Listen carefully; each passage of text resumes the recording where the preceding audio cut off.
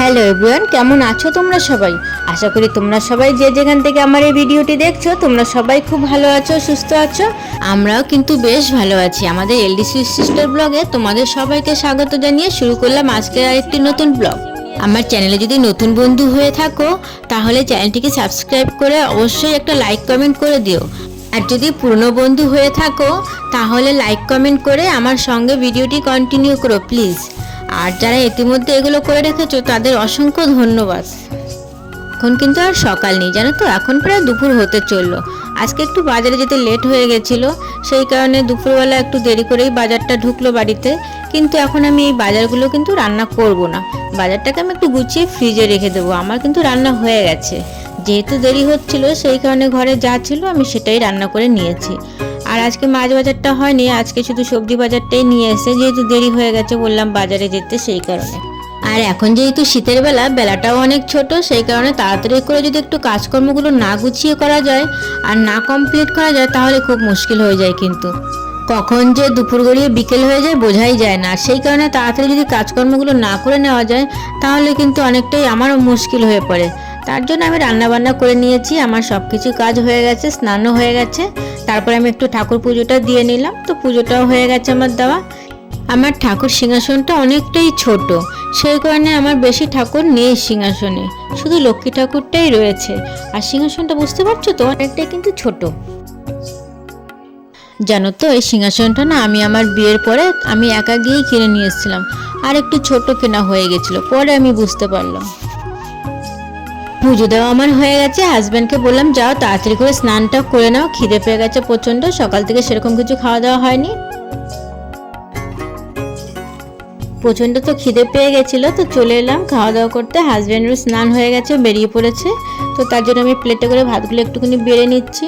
আর আজকে আমি রান্না করেছিলাম পেঁপের তরকারি, আলু দিয়ে, চিংড়ি মাছ দিয়ে আর মাছের ঝোল। মাছটা ছিল সমুদ্রের কোনো একটা মাছ, নামটা ঠিক আমি বলতে পারছি না, তবে এই মাছটার কাঁটাটা যেহেতু কম ছিল সেই কারণে হাজব্যান্ডের খুব পছন্দের মাছ, তো এটা নিয়ে এসেছিলো, তো সেটাই আমি রান্না করেছি। আর বোন করেছিল চিকেন, তো চিকেন ছিল।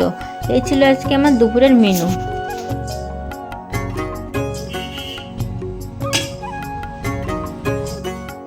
এই দেখো, এই সবজিটাই করেছিলাম আলু দিয়ে, পেঁপে দিয়ে, চিংড়ি মাছ দিয়ে, আর রান্নার পরে একটু ধনেপাতা দিয়েছিলাম, তো এই তরকারিটাকে না খুব টেস্ট হয় কিন্তু। আর এই যে মাছটা দেখো কি মাছ, এটা কিন্তু সমুদ্রের কোনো একটা মাছ। এই মাছগুলোতে না খুব একটা কাটা হয় না, বড় কাটাটাই থাকে আর সাইডের একটু কাটা থাকে, তো এই মাছটা আমার হাজব্যান্ডের খুব পছন্দ। আর এই যে বোন করেছিল চিকেন, তো ও রান্না করেছিল আজকে চিকেনটা, তো চিকেনটাও ভালো হয়েছিল কিন্তু রান্নাটা।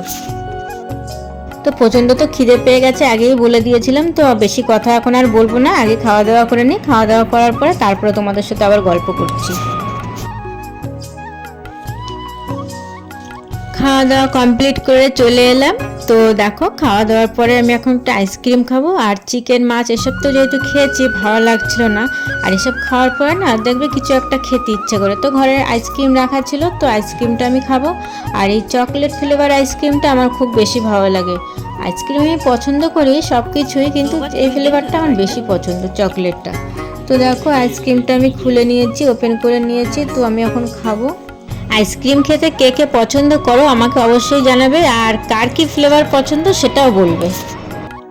জানো তো, অনেক দিন আগে কিছু অর্ডার করেছিলাম ফ্লিপকার্টে, তো আজকে সেই জিনিসগুলো চলে এসছে, তা ভাবলাম তোমাদের সাথে তাহলে শেয়ার করা যাক কী কী এনেছি। তো এনেছিলাম, দেখো আমি এনেছিলাম একটা চুলের হেয়ার সিরাম, এটা চুলে দেওয়ার জন্য শ্যাম্পু করার পরে, তো এটা আমি ইউজ করি। আর এনেছিলাম একটু, যেহেতু উইন্টার সিজন চলে এসছে সেহেতু একটা ক্রিম, একটা না এর ভিতরে দুটো ক্রিমই ছিল, তো সমিজের দুটো ক্রিম এসেছিল। আর জানো তো, একটা চুড়িদার কুর্তি অর্ডার করেছিলাম, তো আমি এর আগে শাড়ি অর্ডার করেছিলাম কিন্তু এই চুড়িদার কুর্তি কখনোই অর্ডার করিনি, তো এই ফার্স্ট টাইম এটা আমি অর্ডার করলাম। জানি না কেমন হবে, তো এখনও আমি ওপেনিংটা করিনি, তোমাদের সামনেই ফার্স্ট আমি ওপেনিংটা করব। জানো তো, কুর্তিটা অনেকটা ভয় ভয় করেই আমি অর্ডারটা করেছিলাম, যেহেতু এর আগে কখনো আমি কুর্তি অর্ডার করিনি, তো সাইজটা নিয়েও একটুখানি কনফিউজে ছিলাম।